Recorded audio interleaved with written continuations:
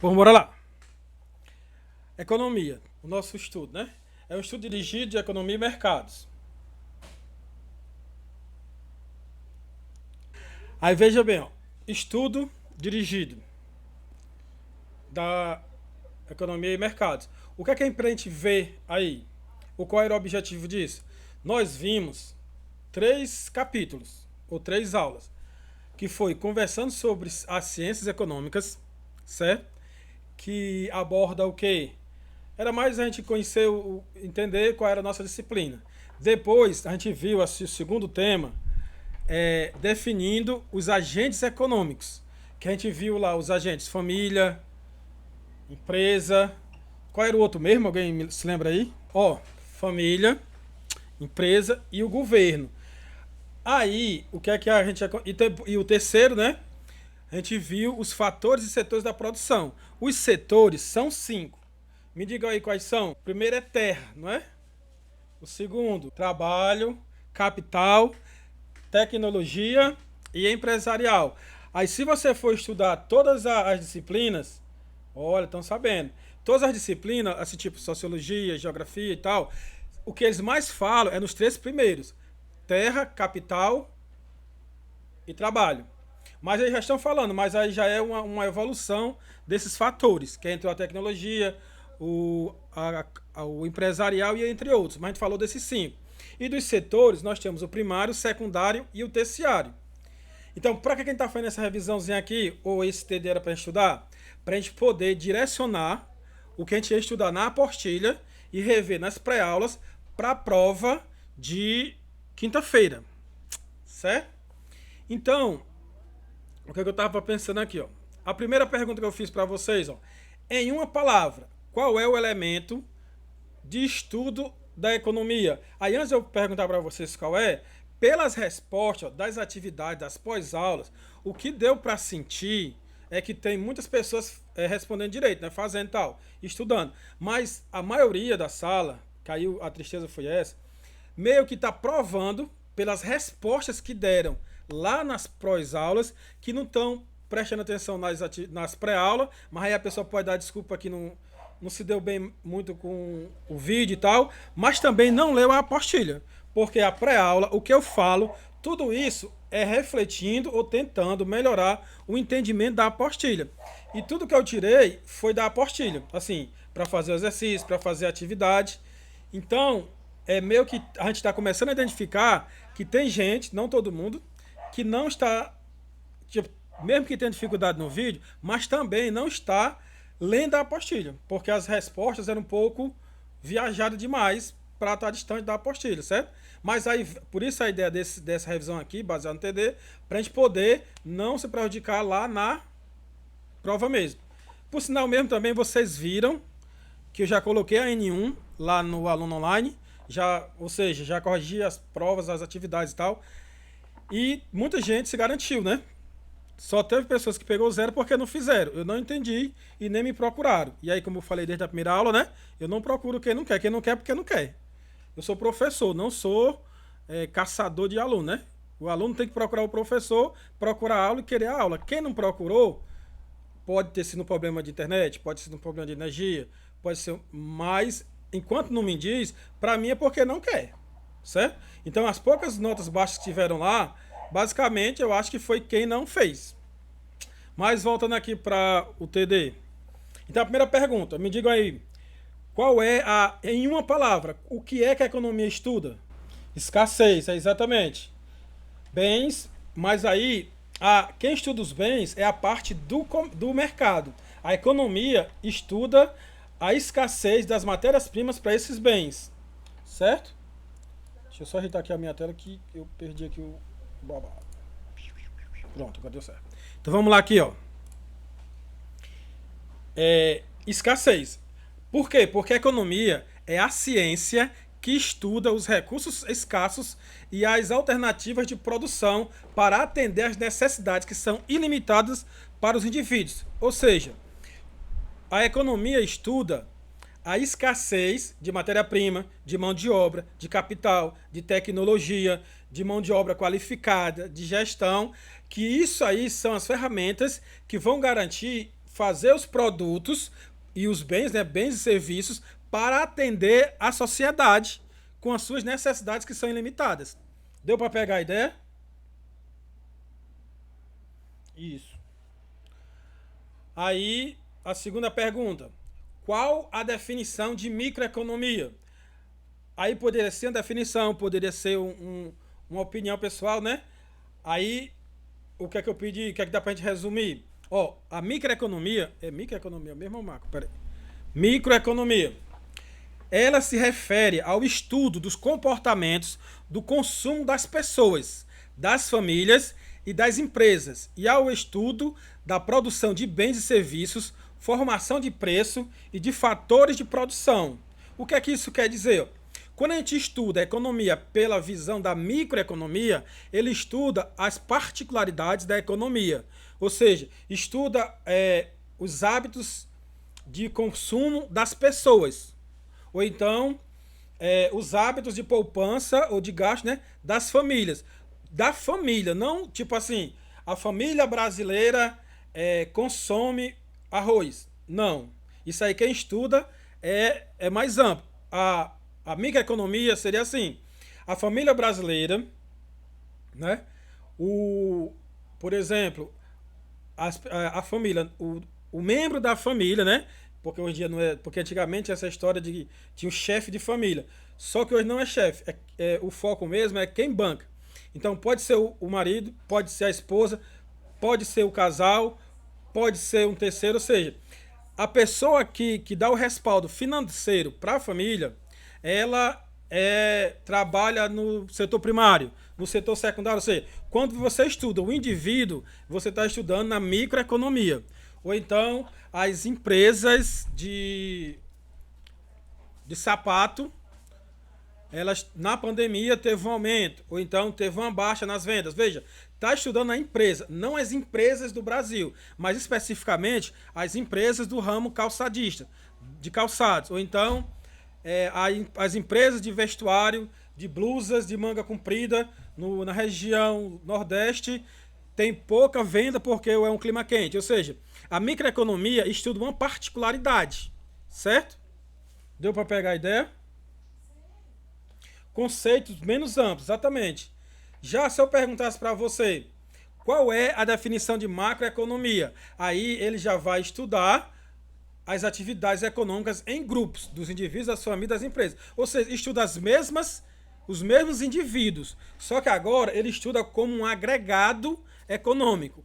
Enquanto na primeira vez eu dei o exemplo que as famílias tinha o chefe de família lá que trabalhava na indústria. Agora vai falar que o consumo da família brasileira diminuiu ou aumentou, não sei, né? Que eu só tô, o consumo de alimentos aumentou com a pandemia. Ou seja, está considerando que o Brasil como um todo, né? Os consumidores, por estarem em casa, estão consumindo mais, mesmo perdendo os salários ou diminuindo os salários.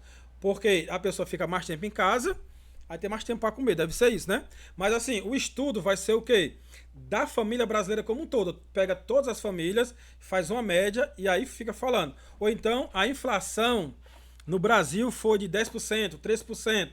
Quando você fala da ação do Brasil como um todo, aí você está falando, você está estudando dentro da macroeconomia. São os agregados econômicos, exatamente. Aí os agregados econômicos principais que a gente falou foi quais? Produção, não foi? Qual foi o outro? Hein? Já botaram aqui, ó. Tá danado mesmo, né? Produção, renda e despesa, exatamente. Tem outros, tem outros. Aqui os que a gente abordou, a gente definiu na apostila foi esses. Não significa que só são esses, viu? Tem mais. Mas aí, para nossa prova, basta saber esses. Certo? Aí, antes da gente continuar... não, então tem uma questão, duas, três. Vou botar mais um aqui, para depois fazer a pergunta. Vamos aqui, ó. Cite 2 objetos de estudos da microeconomia. Aí eu botei aqui geral, mas lá na questão bastava 2, né? Ó, aí a gente poderia colocar um dos objetos de estudo da microeconomia é os hábitos de compra ou de venda de bens e serviços da população. Ou seja, as pessoas compram mais produtos de cesta básica, produtos mais de consumo especializado, tipo, para como é? Quando a gente resolve uma necessidade? Para satisfazer uma necessidade social. Tipo, não é uma questão de telefone, é uma questão que eu preciso ter o smartphone da hora, o mais moderno. Ou seja, quando estuda, ou seja, as pessoas hoje, com a crise do arroz, né? Estão comprando, estão trocando o arroz por macarrão. Estou dizendo que é verdade, não, é só um exemplo. Aí, ou seja, nós estamos estudando o hábito alimentar das famílias, que eles estão trocando arroz por macarrão, se for verdade. Então, isso aí seria o quê? Um objeto de estudo da microeconomia. Ou então, o brasileiro, né, não tem uma poupança, ou seja, não guarda dinheiro, sempre vive endividado. Isso aí também está estudando especificamente a poupança do brasileiro. Então, é um hábito. É um hábito não, é um elemento do estudo da microeconomia. Ou então, por exemplo, as empresas de móveis, né, no caso do Marco, devido à pandemia, aumentou a demissão em 30%, ou 40%, sei lá, ou 100%. Só um exemplo. Então, a gente está estudando especificamente é, as indústrias de imóveis do marco. Então, se é muito específico, não é muito amplo, é ferramenta da microeconomia. Mas, ó, para poder ficar claro, que às vezes a gente confunde. Se eu disser assim, ó, as empresas do marco demitiram pessoas por causa da pandemia. Isso aí é assunto da microeconomia. Mas se eu dissesse assim, ó, o Brasil, como consequência da pandemia, aumentou a taxa de demissão dos setores produtivos do Brasil. Isso é microeconomia ainda? Sim ou não? Sim? Não? Me diga aí. Alguém?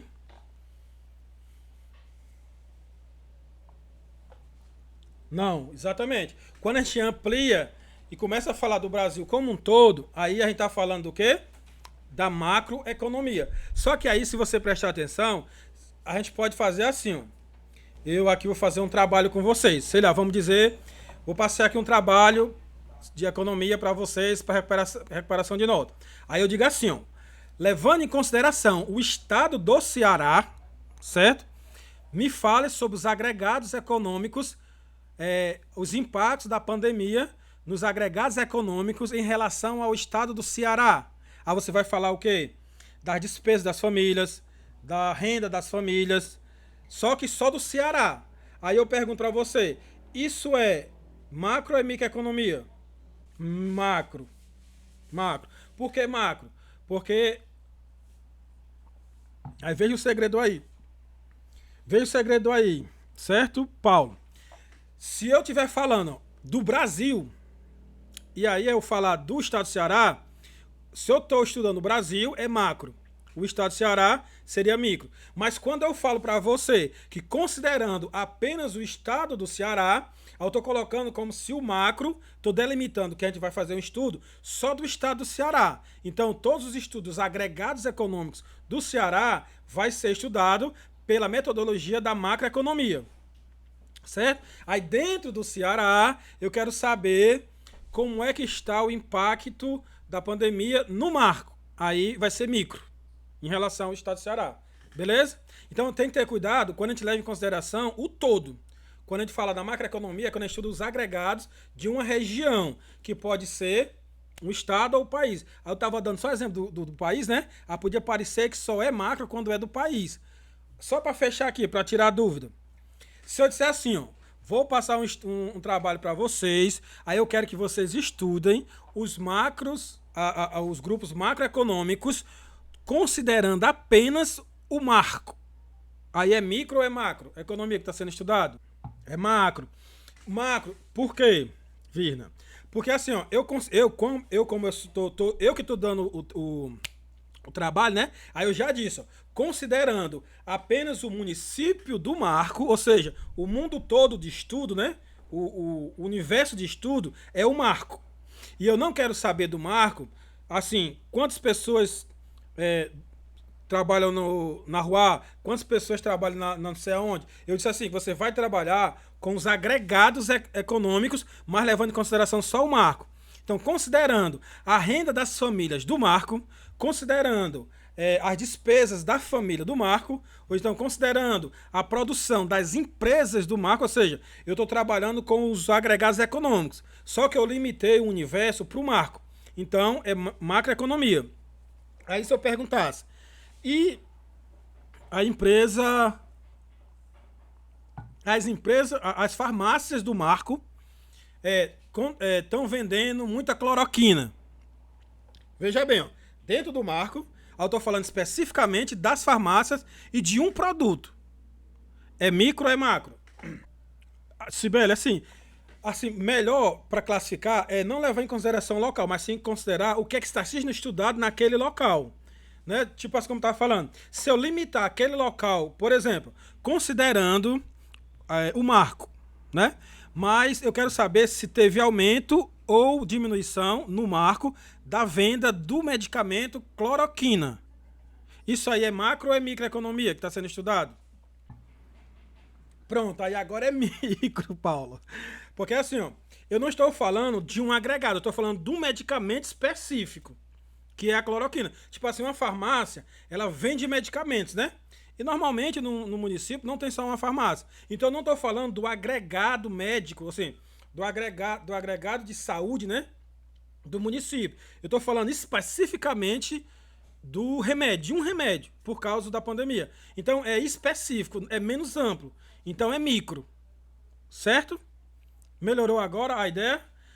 Tem mais a ver com o que está sendo estudado. Você limita, você pode limitar município, estado, país ou até o continente. É importante.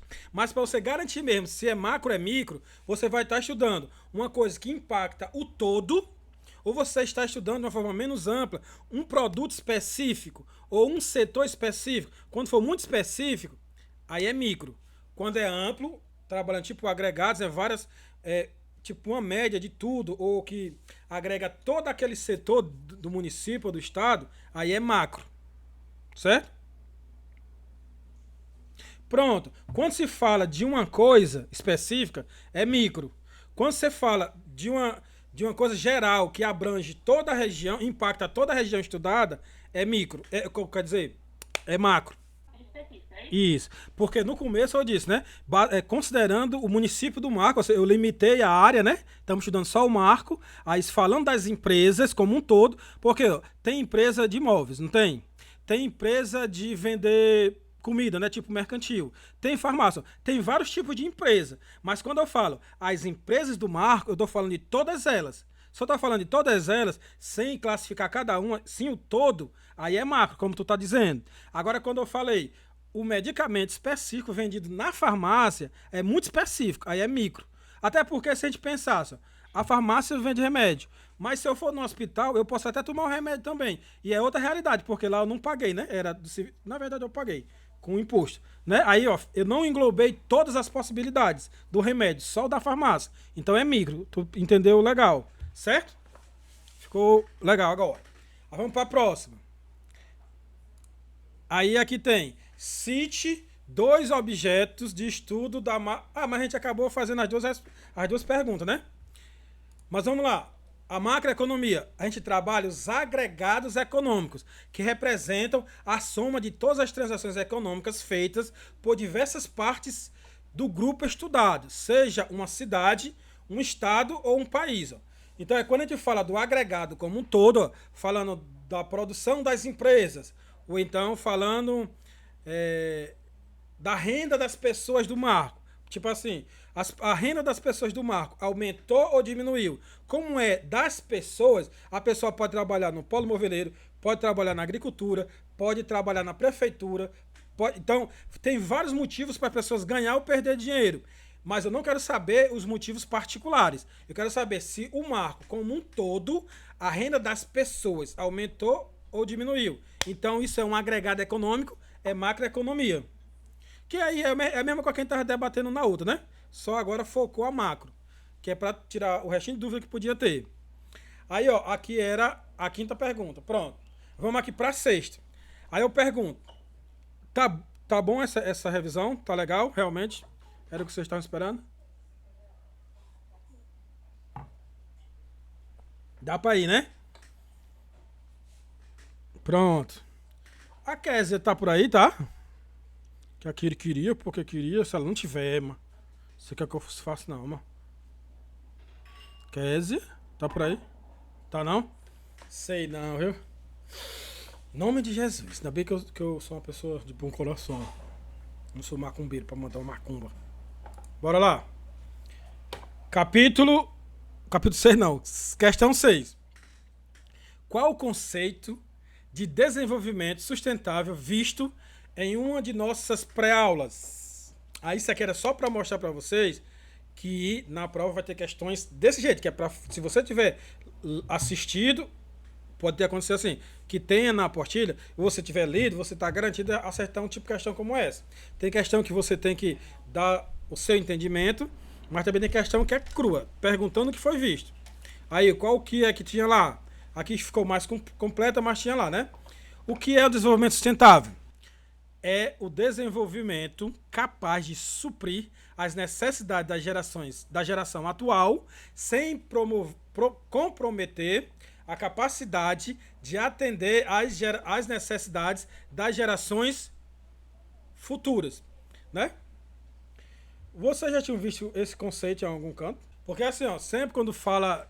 Eu acho que quem gosta muito de falar isso é a professora de geografia e principalmente o professor ou a professora, né, de biologia, que sempre fica falando que o ser humano degrada o ambiente, vai destruir o planeta, e se destruir o planeta, o pessoal morre, todo tal e tal. Então sempre fala isso.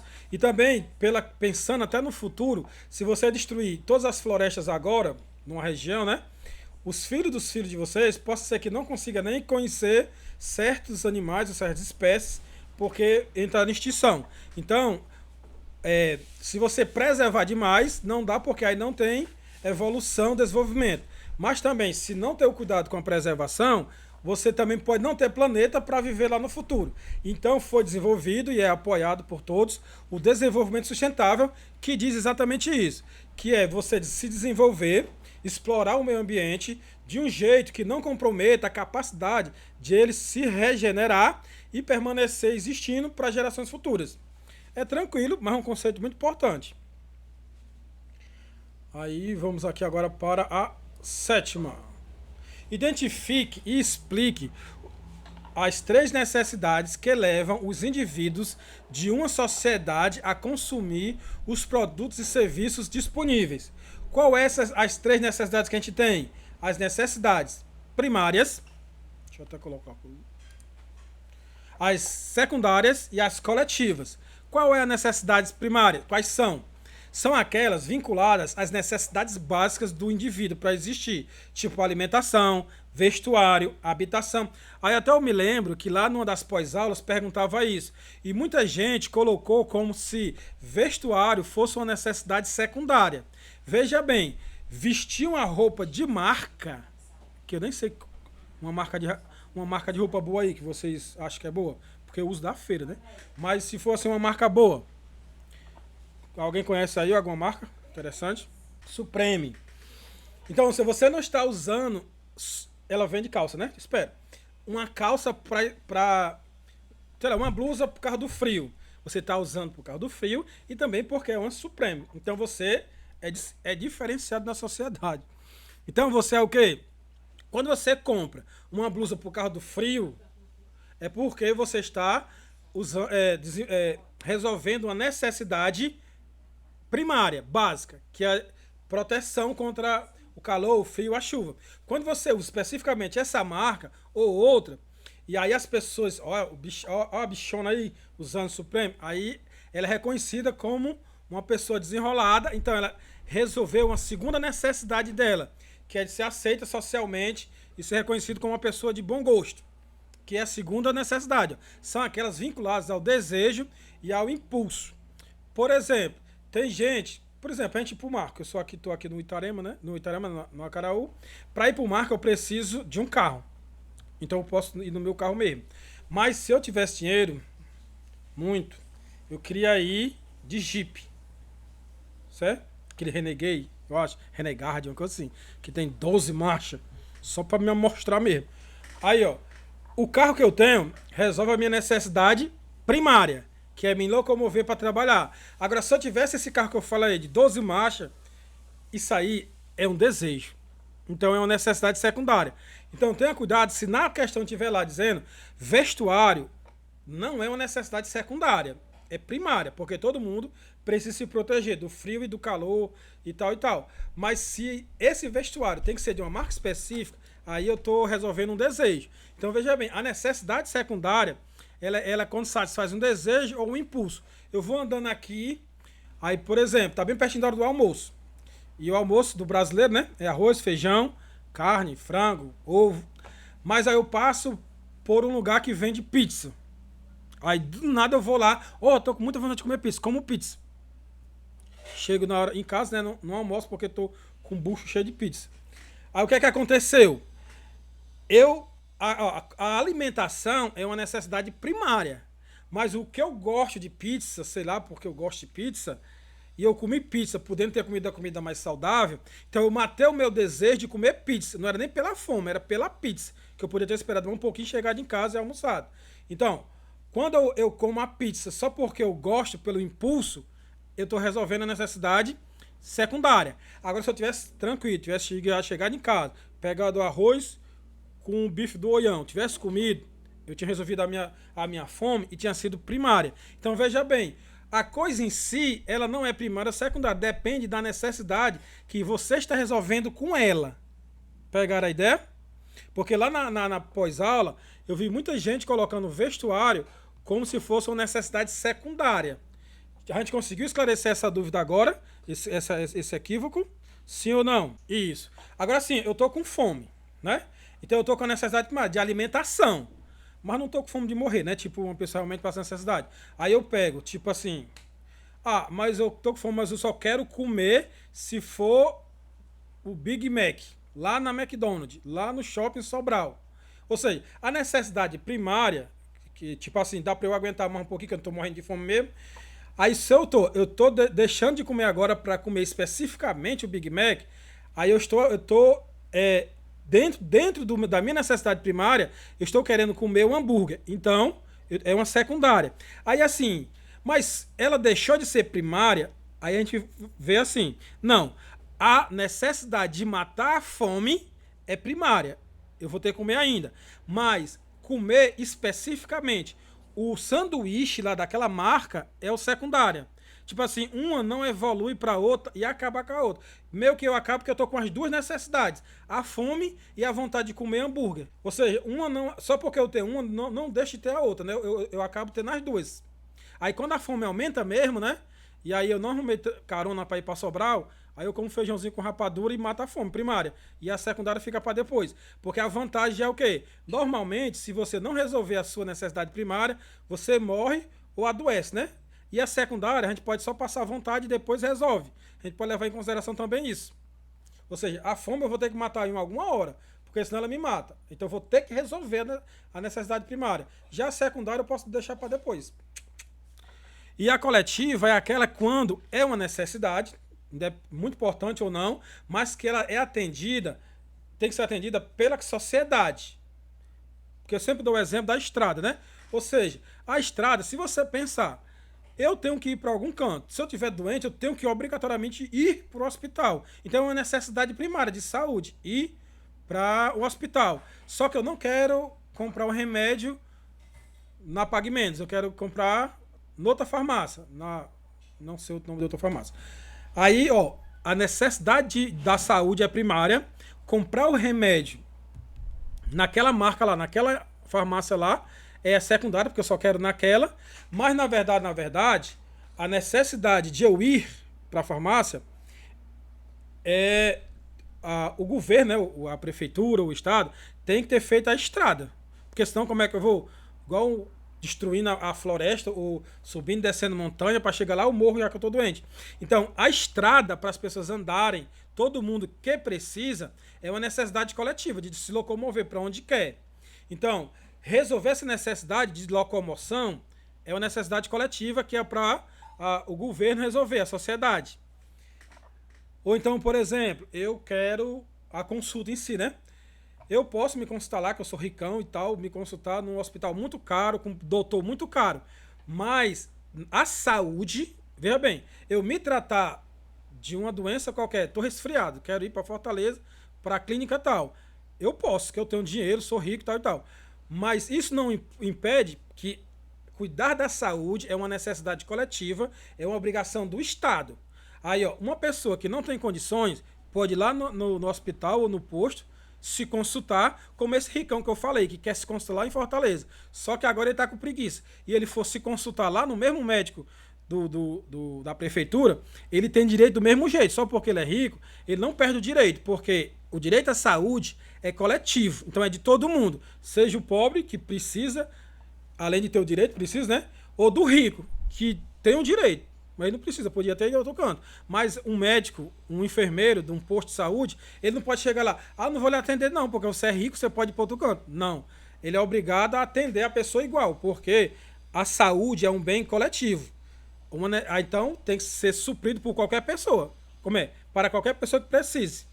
Pegaram a ideia aí, da ideia do coletivo, que às vezes a gente pode pensar, né, que é coletiva só para quem precisa. É um direito de todos. Mesmo que a pessoa pudesse pagar outra coisa, mas se ela quiser usar ali, pode. É igual, por exemplo, a pessoa tem um carro, aqui muito para nós não, mas em Fortaleza, que tem um ônibus, né? Eu posso ir no meu carro lá e tal, na minha Hilux, para cima e para baixo. Mas se eu quiser não deixar o carro ir de ônibus, eu posso. Porque a locomoção, né? Ir para onde quiser, pagando lá a taxazinha, é direito coletivo. Então todo mundo pode usar o coletivo, mesmo que a pessoa tenha um carro. Normalmente a pessoa prefere andar de carro, né?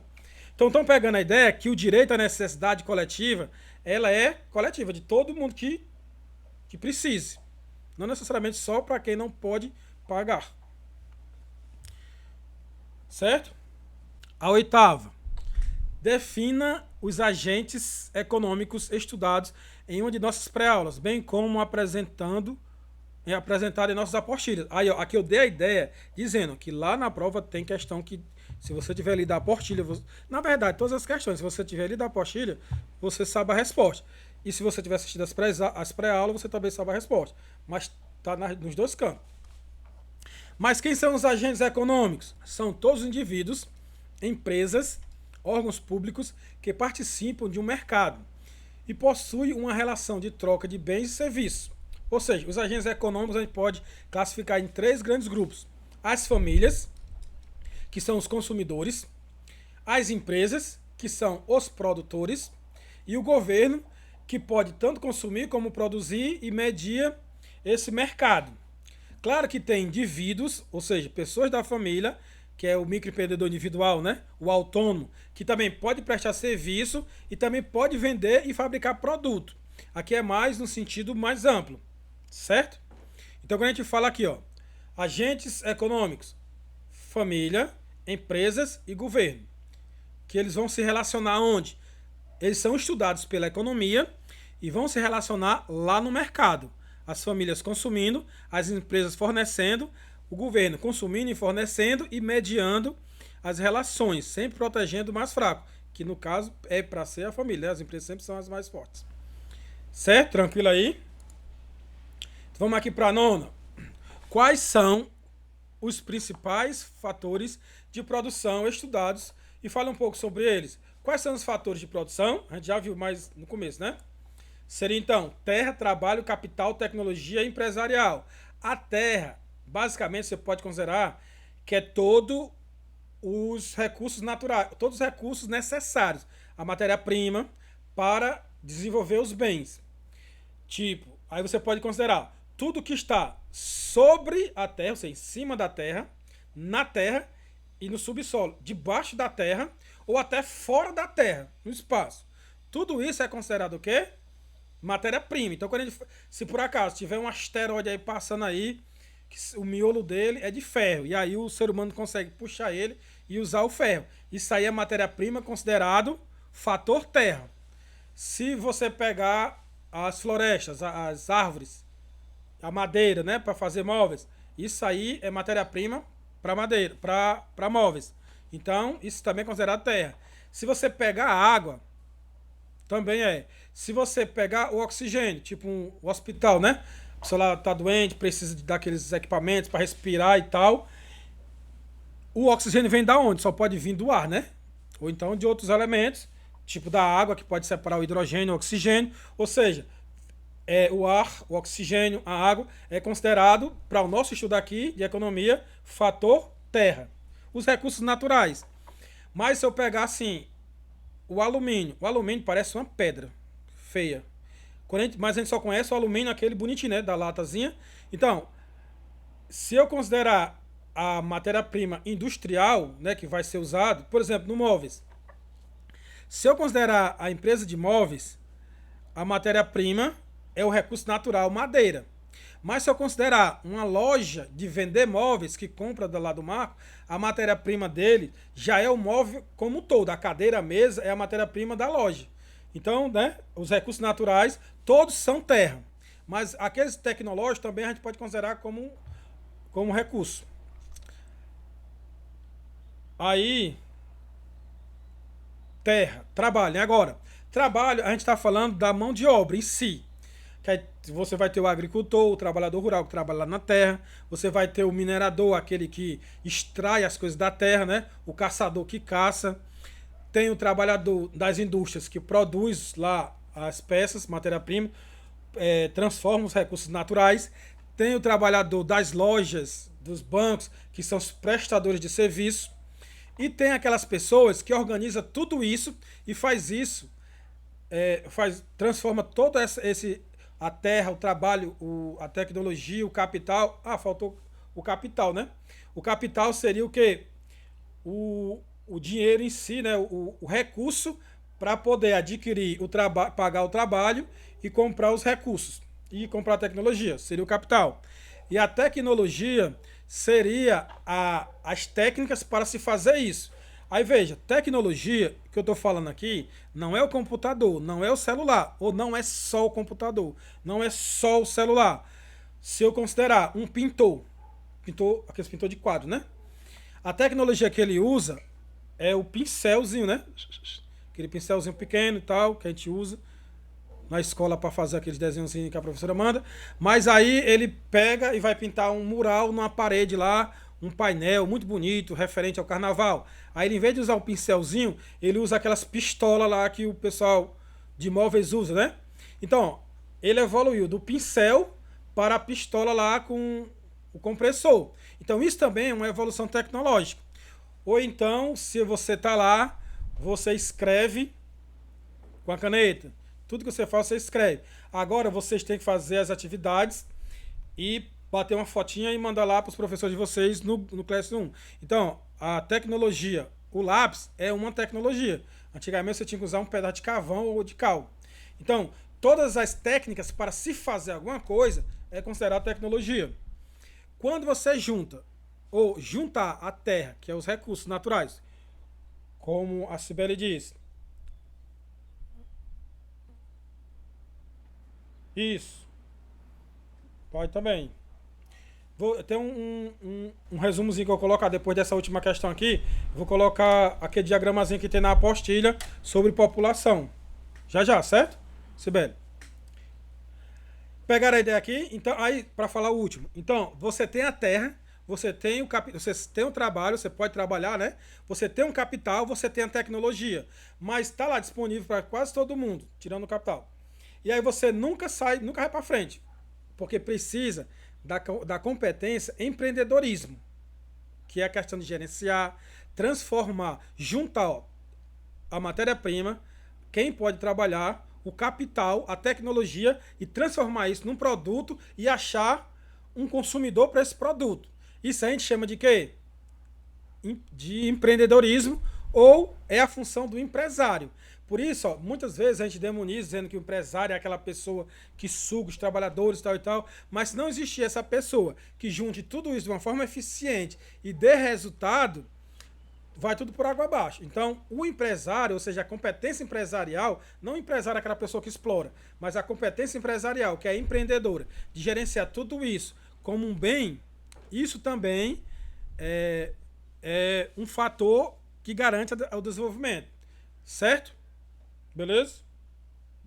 Por último, antes da gente falar sobre economia, a população economicamente ativa, temos aqui, ó, apresente o conceito dos 3 setores de produção estudados e cite 2 atividades.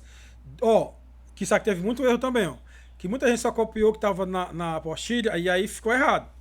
Cite 2 atividades de cada setor que é possível ser encontrado no seu município. Teve gente que disse que metalurgia, a indústria aeroespacial tem no Marco, no Morrinhos. Eu não sabia. Aí eu fiquei enganado. Aí, eu que não sei ou a pessoa que botou o que estava na apostila? Eu fiquei sem saber. Porque muitas pessoas responderam lá que no município, se a pessoa morar no Marco, tá no Marco, se morar no Morrinho, tá no Morrinho.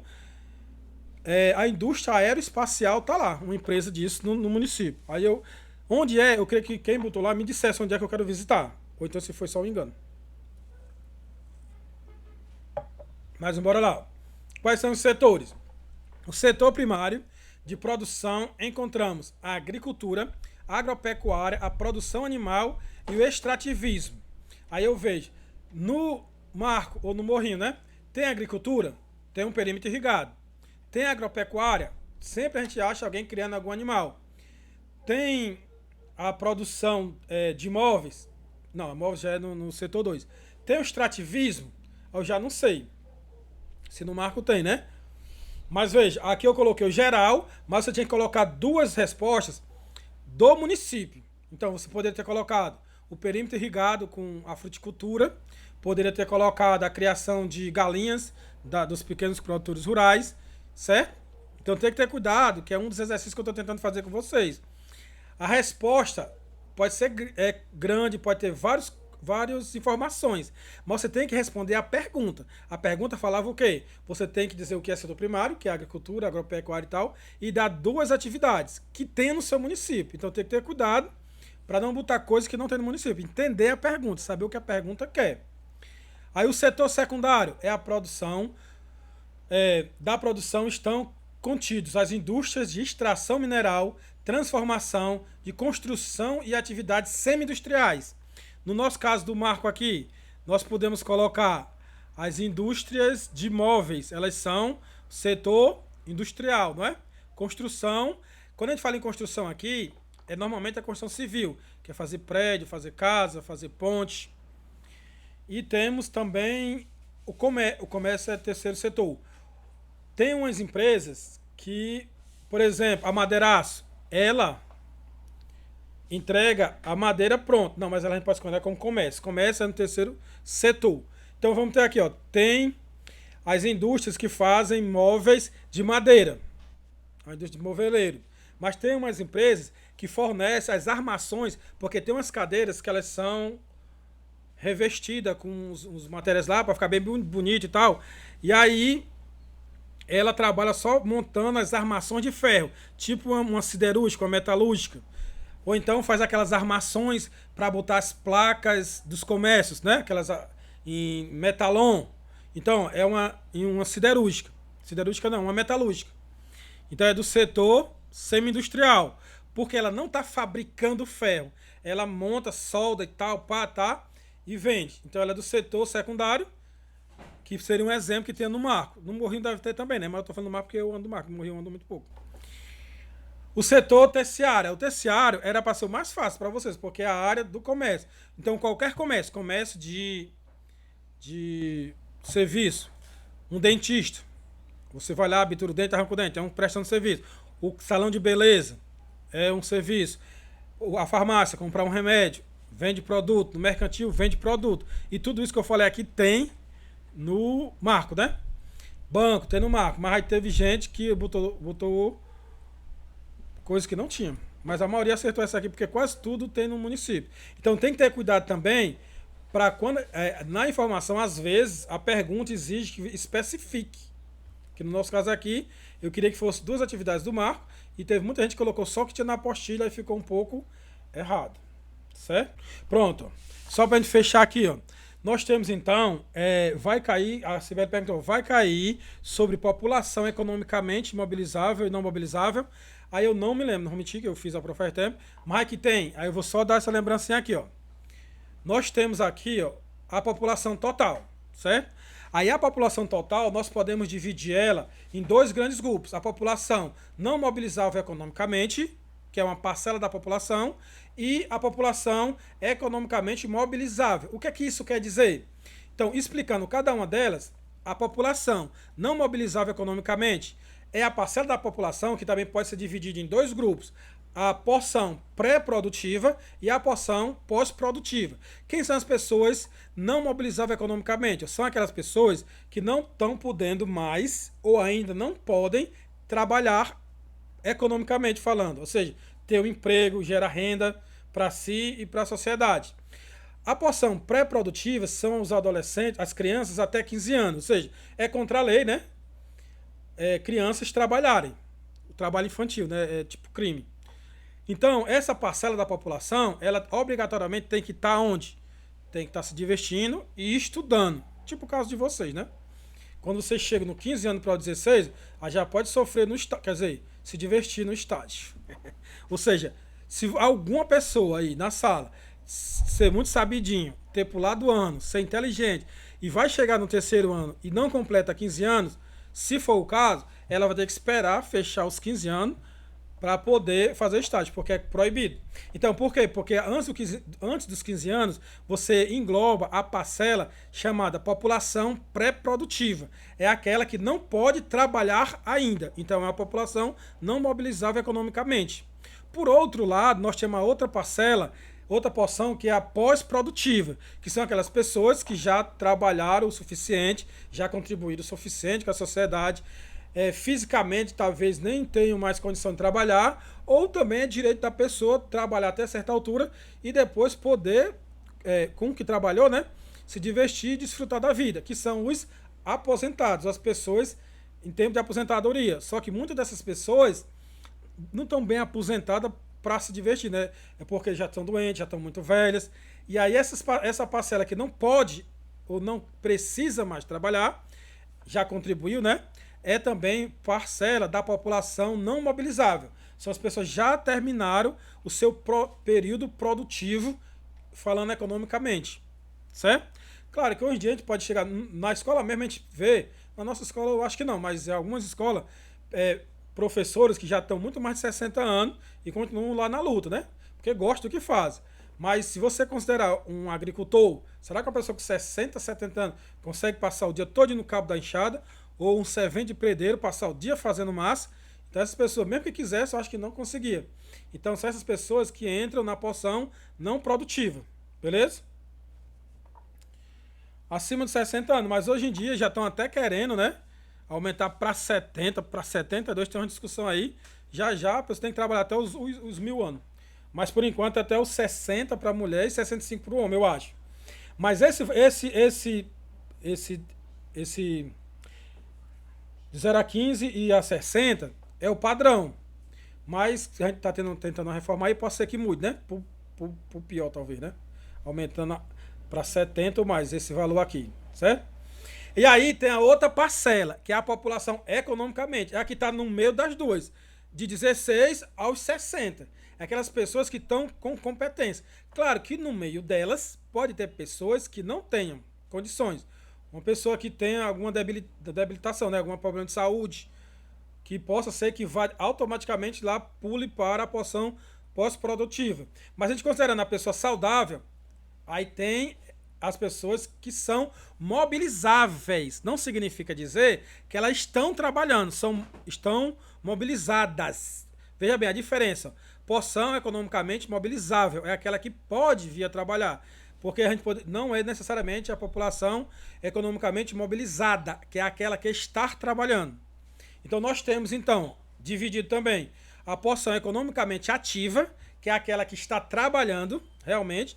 Aí você pode estar trabalhando no setor mais físico, que exige mais competência física, como eu falei, né, na agricultura, como o cara que trabalha a terra ou lá o servente e tal. Mas também as pessoas que precisam de competências técnicas, que é o mestre de obra, o engenheiro, o pintor, o eletricista. Além de você estar bem de saúde, você tem que ter certa competência para não andar morrendo lá fazendo coisa errada. E aí é onde entra a importância do curso técnico, né? você se qualificar, porque tem parcela da população que poderia estar trabalhando e não está, porque ela diz, não consigo emprego. Aí será que é 100% a falta de emprego ou os empregos que ela tem condição de fazer não tem realmente? Mas tem empregos que ela poderia estar trabalhando e não está porque não sabe. Aí é onde entra a importância do curso técnico, certo? E tem a população economicamente inativa. A inativa entra essas pessoas que não estão trabalhando porque não têm a competência para o trabalho que tá sendo ofertado, as pessoas que estão com problema de saúde, ou sempre tiveram, né? Aí, mas não estão aposentadas ainda lá, estão. Uma pessoa que está doente, sofreu um acidente, ou está com algum problema psicológico, que está se tratando, né? Então ela está parada no momento. Não é aquelas que já estão aposentadas. Ou aquela pessoa que não quer trabalhar. Ah, eu vou tirar um ano sabático aqui, vou procurar emprego só no ano que vem e alguém da minha família pode me sustentar, né? Existe pessoas que têm essa sorte. Não está estudando também, porque quando a gente fala estudante aqui, a gente considera como se fosse trabalho, viu? Quando a pessoa está se capacitando. Se o profissional está se capacitando, ele está dentro dos mobilizados. E muitas vezes, como é o caso de vocês no terceiro ano, e muita gente na faculdade, está lá estudando e ganhando bolsa. Ou seja, ela está economicamente ativa, está gerando, quando ela recebe a bolsa dela, né, e gasta, ela está gerando benefício para a comunidade, porque a sociedade só se movimenta quando as pessoas que adquirem dinheiro gastam, né? Como também poupam, né? Essas coisas, que é o ciclo lá. Beleza?